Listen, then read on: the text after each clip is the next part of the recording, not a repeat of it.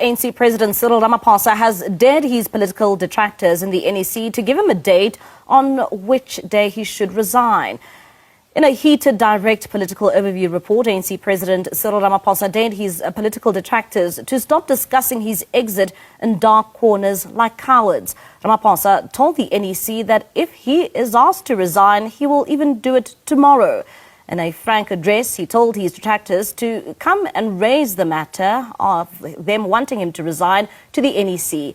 The ANC president's comments come after media reports that he is planning to resign after the G20 summit. In a bold move, Ramaphosa, reflecting on the current Madlanga Commission of Inquiry, called for lifestyle audits on all NEC members, saying the ANC must never be run as a mafia style.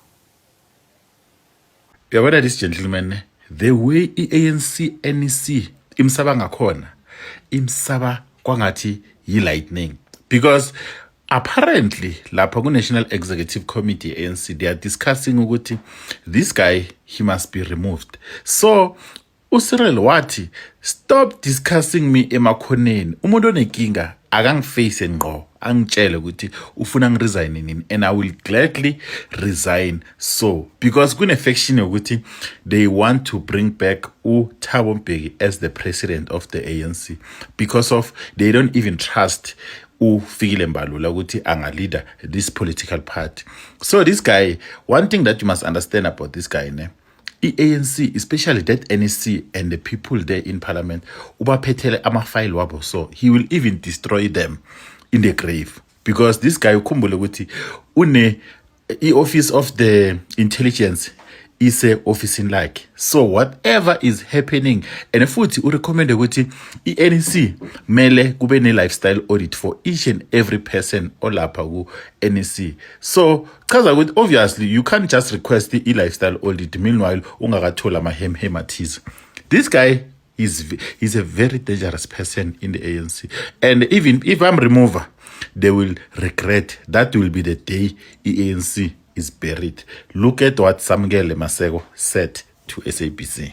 The opening of the ANC's National Executive Committee, in his political overview report, the ANC president basically threw down the gauntlet on his political detractors and said that stop discussing my name and my exit in dark corners. Have the necessary mental to come to the National Executive Committee and tell me to my face that I should leave and stop being cowards. He essentially said that give me a date and we will come and discuss this particular matter, and that he will not be at the center of dividing the African National Congress. If he is told to leave, he will do it as in tomorrow and not cause any problems. But interestingly, where he was essentially laying down the gauntlet to National Executive Committee members and enforcing his authority over the organization is when he reflected on the issues pertaining to the Madlanga Commission of Inquiry and all of the revelations coming out, in saying that all NEC members of the African National Congress should be subjected to lifestyle audits, particularly out of the horrific things that are coming out of the Madlanga Commission of Inquiry. And all of this frank discussion, frank talk of him is pertinently coming after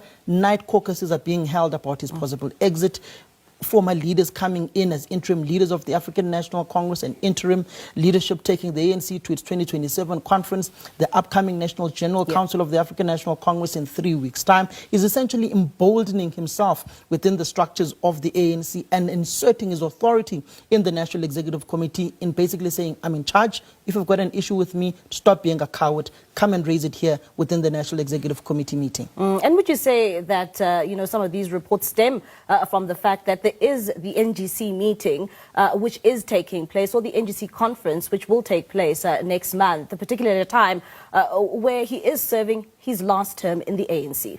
It may as well be that people are planning for life post the presidency of Cyril Ramaphosa. Some may be unhappy with his leadership, particularly noting the fractious relationship that is there between himself and Thabo Mbeki and other detractors within the National Executive Committee. It also coincides with the election of Khusela Tiko in the National Working Committee of the African National Congress, and the Speaker of the National Assembly, also ANC NEC member Thoko Didiza, who was a candidate of the ANC Women's League, to be put into the National Working Committee of the African National Congress. And that just tells you of the javelin that is being thrown of Thoko Didiza possibly being nominated as one of the female leaders of the African National Congress that may be touted by the Women's League to feature in the top echelons of the ANC in 2027. You've also got those who are propelling ANC Deputy President Paul Shipoko Samashatile. But this essentially emboldens the current president to say, I'm in charge. If you've got an issue with me, I want these two people, Kusela Tigo, Togo Didiza in the National Executive Committee. Togo Didiza got 71 votes, the highest votes of anyone else who contested this time around to be forming part